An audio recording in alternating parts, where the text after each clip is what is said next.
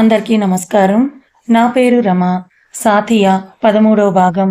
రచయిత గీతాంజలి గారు.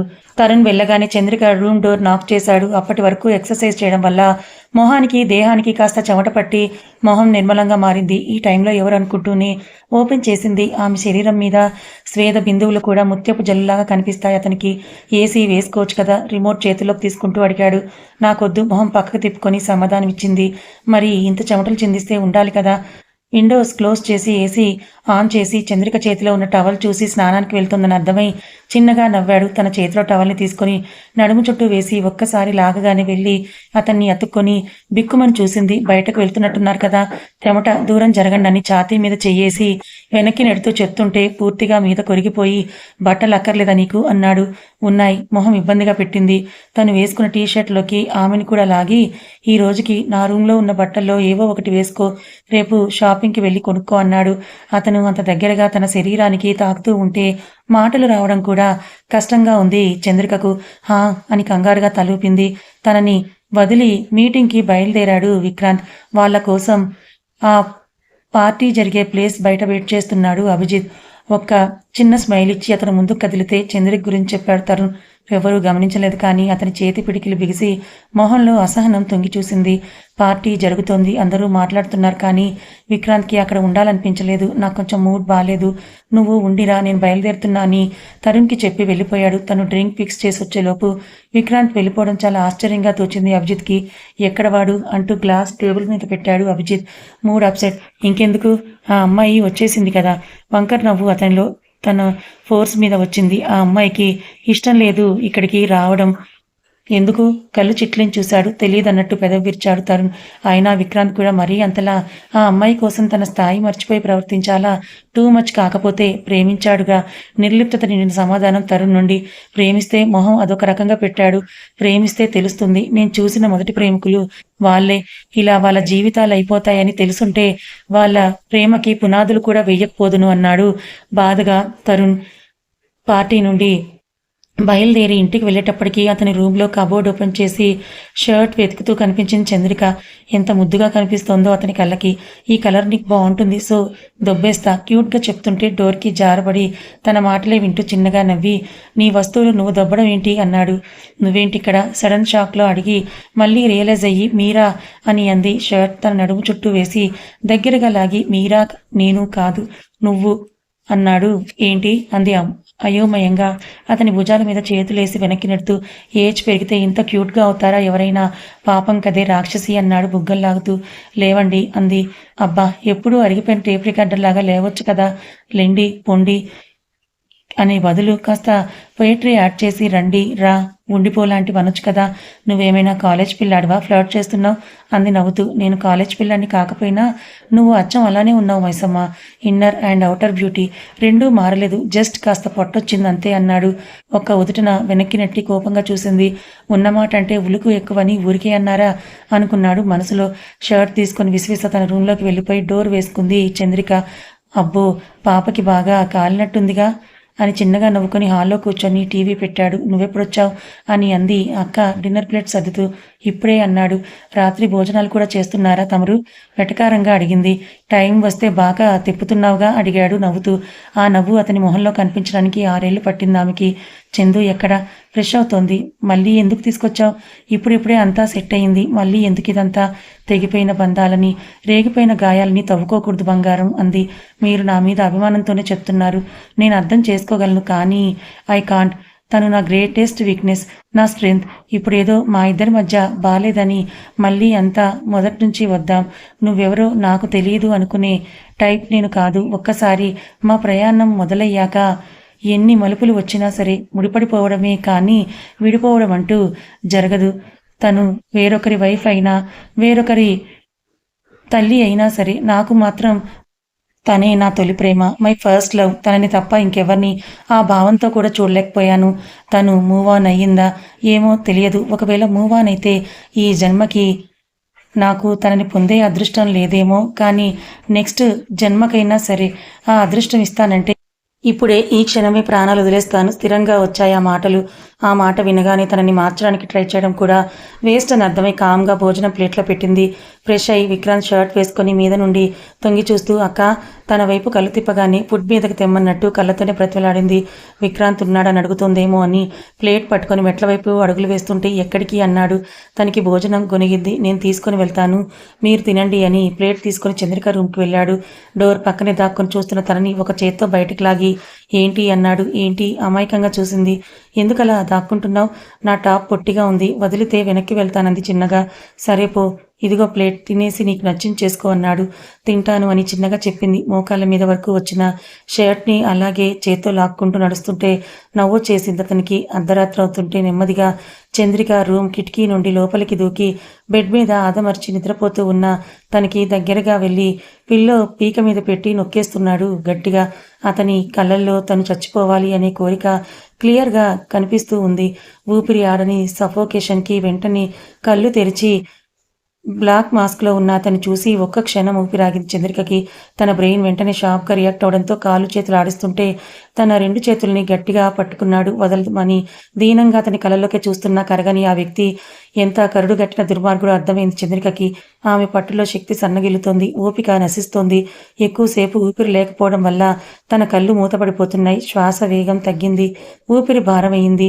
క్షణకాలంలో ఆమె ఊపిరి గాల్లో కలుస్తుంది అనే సమయంలో మూతపడబోతున్న ఆమె కళ్ళల్లో ఏదో రూపం. ఆ రూపం కోసమైనా బ్రతకాలి అనే తపన, బ్రతకాలి అనే ఆశ. ముందు చావు కూడా చాలా చిన్నగా అనిపిస్తుందేమో. ఎక్కడ లేని పట్టుదల ఆమెలో. సన్నగిలిన శక్తి మొత్తం ఉపయోగించి కాళ్ళని పక్కకు జరిపి అక్కడున్న ఫ్లవర్ వాజ్ని తన్నేసింది. బల్లున శబ్దం చేసి ఆ ఫ్లవర్ వాజ్ పగిలిపోగా అనుకోకుండా హఠాత్తుగా జరిగిన ఆ పరిణామానికి ఆ వ్యక్తి నిశ్చేష్టుడయ్యాడు. అతను తేరుకునే లోపే తన చేతులు విడిపించుకొని చేతికి దొరికిన వస్తువులన్నీ కూడా విసిరేస్తూ ఉంది చంద్రిక.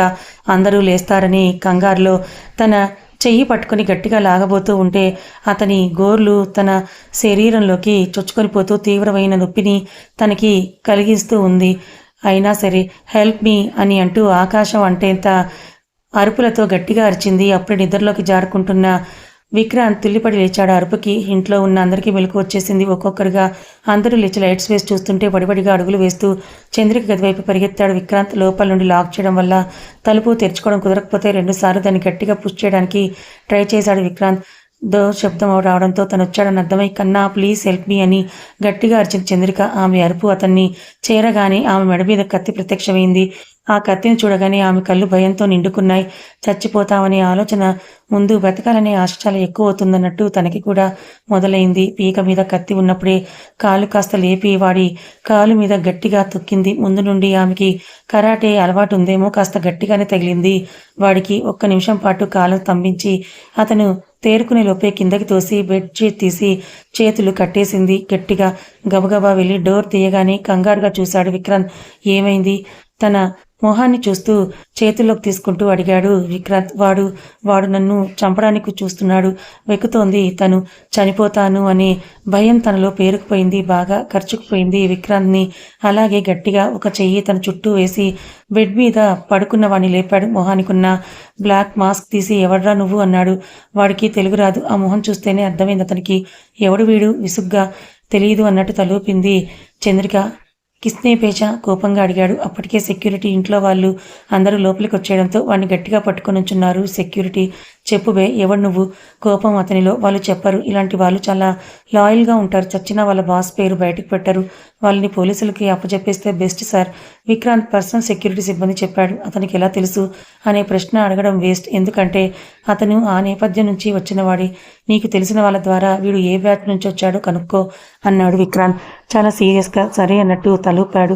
పోలీసులకు ఫోన్ చేసి తన ఇంట్లో అటాక్ అయినట్టుగా ఇన్ఫార్మ్ చేసి అతన్ని రిమాండ్లో ఉంచమని చెప్పాడు. ఆ కేసు తన పర్సనల్ థింగ్ అని చెప్పి కొంచెం కాన్ఫిడెన్షియల్గా డీల్ చెయ్యండి అని అన్నాడు విక్రాంత్. వాణ్ణి తీసుకొని వెళ్ళిపోయినా కూడా ఆమెలో ఇంకా భయం ఎక్కువైపోయి శరీరంలోని వణుకుని చూసి చాలా బాధేసింది విక్రాంత్కి. అందరూ వెళ్ళిపోయాక బెడ్ దగ్గరికి ఆమెని తీసుకొని వెళ్ళి కూర్చోబెట్టాడు. తను కూడా పక్కనే కూర్చొని ఇట్స్ ఓకే మైసమ్మ, అదంతా అయిపోయింది అని అన్నాడు తనని కూల్ చేస్తూ. వాడని చంపేయబోయాడు. అదే మాట కలవరిస్తోంది తను. ఎంతగా భయపడిందో అర్థమైంది అతనికి. నా మీద అటాక్ చేయబోయి నీ మీద చేసి ఉంటారు, ఏం లేదు అని తనని ఎంతగా ఓదారుస్తున్నా ఆపడం లేదామె. నిజానికి అది అతని మీద అటాక్ కాదు. ఆ విషయం అతనికి కూడా బాగా తెలుసు. కానీ తనని ఇంకెలా సంభాళించాలో తెలియలేదు అతనికి. ఎంత ధైర్యంగా ఉండేది, ఎలా మాట్లాడేది, ఎందుకు ఇలా అయిపోయింది, అసలు ఏం జరిగింది, అవన్నీ ప్రశ్నలే అనుకుంటుంటే మధ్యలో ఈ అటాక్ ఒకటి. ఎందుకు ఏమో అతనికి ఏం తెలియడం లేదు. ఏదో ఆలోచిస్తూ కిందకి వస్తూ ఉంటే ఎలా వచ్చాడు లోపలికి, ఇంత సెక్యూరిటీ దాటుకుని ఆశ్చర్యంగా అడిగిందక్క. ఒక క్షణం అతని బ్రుకుటి ముడిపడింది. నిజమే, ఈ ఇంటి సెక్యూరిటీ కోడ్స్ ఎవరికి తెలుసు, వాటిని క్రాష్ చేసేంత తెలివితేటలు ఎవరికి ఉన్నాయి, ఏంటంత పగ చంద్రిక మీద, ఢిల్లీ వచ్చి మరీ తనని చంపేసేంత. అప్పుడే హుషారుగా ఇంట్లోకి ఇలవేస్తూ అడుగుపెట్టాడు తరుణ్. ఇంట్లో కూడా సీసీ కెమెరాలు పెట్టించాల్సిన అవసరం వచ్చింది. ఎవరిని నమ్మాలో ఎవరిని నమ్మకూడదో కూడా అర్థం కావడం లేదు నాకు. దానికి ఏదైనా అయితే మాత్రం నేను ఖచ్చితంగా నాలో ఉన్న రాక్షుని మాత్రమే బయటకి తీసుకుని వస్తాను, కోపంగా చెప్పాడు విక్రాంత్. అసలు ఏం జరిగింది, ఏం జరుగుతుందో అర్థం కాక అయోమయంగా చూస్తున్నాడు తరుణ్. విసురుగా మళ్ళీ మీదకు వెళ్ళిపోయాడు విక్రాంత్. ఏమైందన్నాడు తరుణ్ అక్కతో. జరిగింది మొత్తం క్లుప్తంగా చెప్పింది. ఒక క్షణం విక్రాంత్ తనని అనుమానించాడా అనే ఆలోచనకే ఊపిరి భారమయ్యింది తరుణ్కి. ఎంత గబుక్కున నీళ్లు తిరిగాయి అతని కళ్ళల్లో. ఏమైంది, ఎందుకు కళ్ళలో నీళ్లు, కంగారుగా అడిగింది అక్క. ఏం లేదన్నట్టుగా తలూపి లోపలికి వెళ్ళిపోయాడు. ఏం జరుగుతోంది దేవుడా, ఎందుకు అందరి మనసుల్లో ఇన్ని ఆటలు ఆడుకుంటున్నావు, ఎవరు ఎలా ఉన్నా మనసులు బాధపడకుండా చూసుకో స్వామి అనుకుంది. మళ్ళీ చంద్రిక రూంలోకి వెళ్ళేసరికి ఏడుస్తూ కనిపించింది తను. ఏమైంది మైసమ్మ నీకు, ఆ ఏడుపు దేనికి, ఆపు ఇంకా అన్నాడు కళ్ళు తుడుస్తూ. నువ్వు ఎక్కడికి వెళ్ళకు ప్లీజ్, నా పక్కనే పడుకో, ఇక్కడే ఉండు, నువ్వు పక్కన లేకపోతే నాకు ఏదోలా ఉంది, భయం వేస్తోంది ప్లీజ్ అని అంది బేలగా. ఇక్కడే ఉంటాను, నువ్వు అంతలా ఏడవడం ఆపు అని అన్నాడు విక్రాంత్. అతని మనసుకి ఎంత కష్టంగా ఉందో తను ఏడుస్తూ ఉంటే అదెలా చెప్పాలో కూడా అర్థం కావడం లేదు అతనికి. వదలొద్దు ప్లీజ్ నన్ను అని అంటూ కలవరిస్తోంది భయంగా. నువ్వు వెళ్ళమని చెప్పినా కూడా నేను వెళ్ళను, ఓకేనా, పద నా రూంలో పడుకుందో గాని అని అన్నాడు. నేను ఇక్కడే ఉంటాను అన్నాడు. ఇక్కడ నుంచి వెళ్ళిపోవాలని తనకు కూడా అనిపిస్తుంది కాబట్టి మౌనంగా లేచింది అతని వెనుకే. నువ్వు ఈ బెడ్ మీద పడుకో, నాకు కొంచెం వర్క్ ఉంది, నేను చేసుకుంటానన్నాడు. వద్దు, తల మళ్ళీ ఊపింది భయంగా. ఓకే ఫైన్ పడుకో, నేను నీ పక్కనే కూర్చుంటానన్నాడు. సరే అన్నట్టు తలూపి బెడ్ మీద సైడ్కి పడుకుంది. తనకి చుట్టూ పిల్లో సెట్ చేసి కొంచెం పక్కకు కూర్చొని వర్క్ చేసుకుంటున్నాడు విక్రాంత్. ఎప్పుడు వచ్చిందో తెలియదు కానీ పిల్లోనన్నీ పక్కన పడేసి అతని పక్క కొరిగిపోయి ఎక్కడికి వెళ్ళొద్దన్నట్టు తన కాళ్ళు చుట్టూ చేతులేసి పట్టుకుంది. తనంతలా భయంగా ముడుచుకుపోతూ ఉంటే వర్క్ చేయడానికి కూడా మనసొప్పలేదు అతనికి. ల్యాప్టాప్ని షట్ డౌన్ చేసేసి సరిగ్గా పడుకొని తనని గుండెల మీద పడుకోబెట్టుకున్నాడు. నిద్రలో ఉన్న తను లేచి ఒక క్షణం మొహం చూసి అది విక్రాంత్ అని కన్ఫర్మ్ అయ్యాక అతను చుట్టూ చేతులేసి పడుకుంది నిశ్చింతగా. ఎంత మధురంగా ఉంది ఆ క్షణం. అతను కావాలనుకునే లైఫ్ మనిషి ప్రతి క్షణం ఇక్కడే ఆగిపోతే బాగుండనే ఆలోచన అతనిది. అతని ఆలోచనలకి అతనికే నవ్వొస్తూ ఉంటే చిన్నగా నవ్వుకొని ఆమె తలని మురుతూ పడుకున్నాడు నెమ్మదిగా. అప్పటికి సరిగ్గా కొంతసేపటికి నిద్రలోని అటూ ఇటూ తిరుగుతూ నొప్పికి ఒక్కసారిగా మెలకు వచ్చేసింది చంద్రికకి. కళ్ళు తెరిచి ఒక్కసారి తను పొజిషన్ చూసుకుంటే అతని చేతుల్లో హాయిగా పడుకుంది. ముందుకు వంగి అతని నుదుటిన ముద్దు పెట్టుకుని లేచి సోఫా మీద కూర్చొని జరిగిన సన్నివేశాలన్నిటినీ ఒక్కసారి మళ్ళీ రీల్ వేసుకుందామే. ఆమెలో భయం, కడుపులో నొప్పి రెండూ అధికమవుతున్న క్షణంలో భయంగా కడుపును చుట్టేసుకొని పడుకుంది సోఫాలోని. పొద్దున్నే మీటింగ్ ఉందని వెళ్ళిపోయాడు విక్రాంత్. అతను వెళ్ళిన ఎంతసేపటికి ఆమెకు మెలకువ రాలేదు. లేచాక స్నానం చేసి టిఫిన్ తినేసి తన రూమ్లో నుండి బయటకు చూసేసరికి గాలి కూడా లోపలికి చొరబడి బయటికి వెళ్ళలేనంత టైట్ సెక్యూరిటీ. వాళ్ళ నుండి ఎలా తప్పించుకోవాలో కూడా ఆమెకు అర్థం కాలేదు. తన రూమ్లో కాఫీ పెట్టేసి బయటికి వెళ్తున్న సర్వెంట్ మెడలో ఉన్న కార్డ్ చూసి ఆమె వెనకే గార్డెన్ వరకు వెళ్ళి అక్కడ వర్క్ చేస్తున్న వాళ్ళ కార్డ్స్ చెట్టుకు వేలాడదీసి ఉండడం చూసి ఒక కార్డ్ తీసుకొని మొహానికి స్కార్ఫ్ కట్టుకొని మెడలో కార్డు వేసి ఇంటి నుంచి బయటకు వెళ్ళిపోయింది. బయటకు వెళ్ళగానే కార్డు తీసి పక్కన పడేసి ఆటో ఎక్కి బయలుదేరింది ఎక్కడికో. ట్రాఫిక్ సిగ్నల్లో ఎదురెదురుగా విక్రాంత్ కార్, చంద్రిక ఆటో. ఆమె అతన్ని గమనించలేదు కానీ అతను ఆమెను గమనించాడు. తను ఎక్కడికి వెళ్తుందో అర్థం కాలేదు అతనికి. అసలు నైట్ అటాక్ అయితే తను బయటికి వెళ్ళినప్పుడు వెనకే సెక్యూరిటీని కూడా వెళ్ళమని స్ట్రిక్ట్గా ఆర్డర్స్ కూడా ఇచ్చాడు. ఎవరూ లేకుండా తను వెళ్తోంది అంటే ఎక్కడికి, ఆమె వెనకే వెళ్ళి ఫాలో అయ్యేసరికి హాస్పిటల్కి వెళ్తోంది చంద్రిక. హాస్పిటల్కి ఎందుకు, హాస్పిటల్లోకి ఎందుకు వచ్చింది ఇప్పుడు? అని అనుకున్నాడు మనసులో. అతనేం అడగలేదు, కానీ దూరం నుండి మొత్తం గమనిస్తూనే ఉన్నాడు. డైరెక్ట్గా గైనకాలజిస్ట్ దగ్గరికి వెళ్ళిపోయింది చంద్రిక. ఆవిడతో మాట్లాడి టెస్ట్ చేయించుకొని ఆ రిపోర్ట్స్ పట్టుకొని మళ్ళీ లోపలికే వెళ్ళింది. అక్కడ జరిగేదంతా చూస్తూ బుర్ర గిరును తిరిగింది అతనికి. అసలు తను ఎందుకు స్కానింగ్ చేయించుకుంటోంది? ఆమె ప్రెగ్నెంటా? కష్టంగా కాళ్ళని కదిలించి అడుగులు ముందుకు వేశాడు. డాక్టర్ ఏదో మాట్లాడుతోంది, తను ఏదో రిక్వెస్ట్ చేస్తోంది. అదంతా ఏం అర్థం కావడం లేదు అతనికి. దగ్గరికి వెళ్ళాక ఆమె మాటలు చేరుతున్నాయి అతని చెవులకి. ఫస్ట్ ఆ బేబీ ఫాదర్ని తీసుకుని వస్తే అతనితో మాట్లాడి అప్పుడు చూద్దాం, అంతేగాని మీ మానాన మీరు ఇలా నిర్ణయాలు తీసుకోవడం కరెక్ట్ కాదని. ఒక్క నిమిషం ఆగి ఫైల్ వైపు చూసింది. పేరు కోసం మిస్ శిఖర. ఆశ్చర్యంగా చూసింది. బేబీ ఫాదర్ అతన్ని ఎక్కడి నుంచి తీసుకుని రావాలి నేను? ఏడుపు ఆమెలో. మీరు అన్మ్యారీడా? అవును అన్నట్టు తలూపింది. So unwanted కిడ్డా? కాదు అన్నట్టు తలూపి వాంటెడే అని అంది. ఎవరికి వాంటెడ్? వాంటెడ్ అయితే మీరొక్కరే ఎందుకు వచ్చారు హాస్పిటల్కి అని అడిగింది డాక్టర్. బేబీ ఫాదర్ ఎక్కడ? ముందు అతన్ని తీసుకొని రండి అని అంది కోపంగా డాక్టర్. కథ ఇంకా ఉంది. ఏంటి, చంద్రిక ప్రెగ్నెంటా? మరి ఆ ప్రెగ్నెంట్కి కారణం ఎవరు? చంద్రికకి ప్రెగ్నెంట్ అని విక్రాంత్కి తెలిసింది. మరి ఈ విషయం చంద్రికకి తెలిస్తే విక్రాంత్ అడిగే ప్రశ్నలకి చంద్రిక సమాధానం చెప్తుందా? అసలు చంద్రిక లైఫ్లో ఏం జరిగింది తెలుసుకోవాలనుకుంటే ఛానల్ని ఫాలో అవ్వండి. కథ నచ్చితే లైక్ చేయండి. Thank you so much.